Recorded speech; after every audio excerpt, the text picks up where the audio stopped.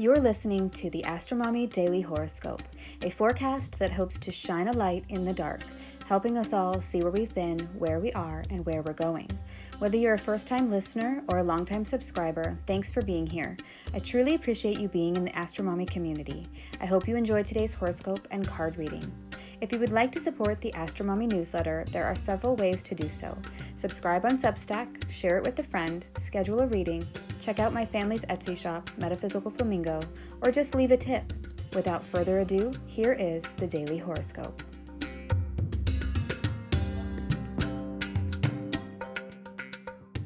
Moon enters Cancer and the Five of Wands. Could there be peace after war? Daily Horoscope for Wednesday, February 1st, 2023.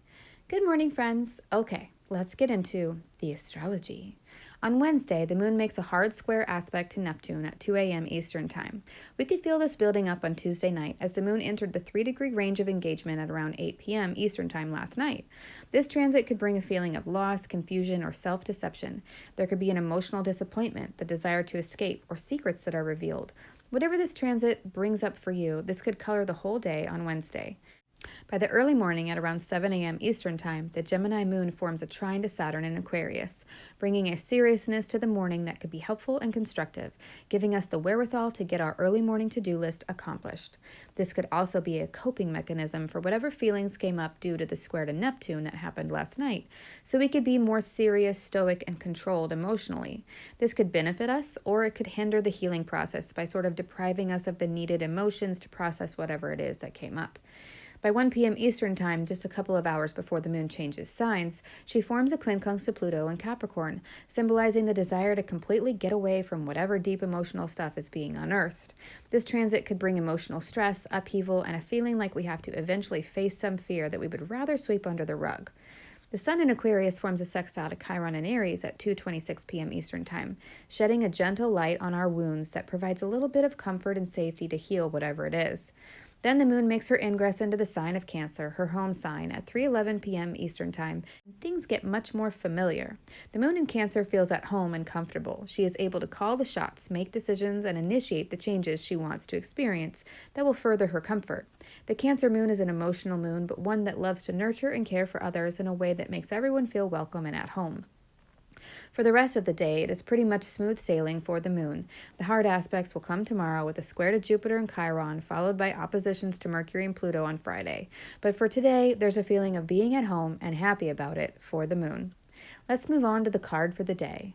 What is the guidance for today? 5 of Wands, reversed. On this card, we see 5 men of various different ages sparring with wands. In the upright position, this card means fighting, disagreements, or competition.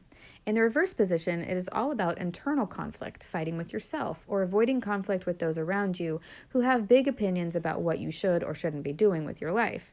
This card could also mean that the conflict, argument, or competition is over and you can relax.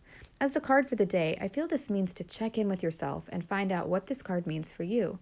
Did you just have a fight and now everything is better and you can go on? Are you avoiding confronting someone about something important to you? Are you having an internal struggle over something and don't really know how you feel about an issue?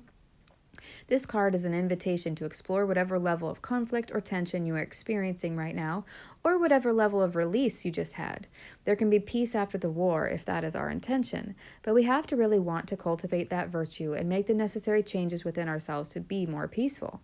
Quote, "Peace is not an absence of war. It is a virtue, a state of mind, a disposition for benevolence, confidence, and justice." Unquote. John Helion. I would love to know if you feel this rings true for you. Please leave a comment. I hope this is helpful. Until tomorrow, AstroMommy. Thank you for reading or listening to the Daily Horoscope. Quick links and resources can be found at the bottom of the newsletter. Today's card was pulled from the Ethereal Visions Illuminated Tarot, available on Amazon. If you purchase anything through the affiliate links that I provide in the newsletters, I will make a small commission, but there are no additional costs to you. I don't share or recommend things that I don't 100% believe in and use myself. Thanks for listening.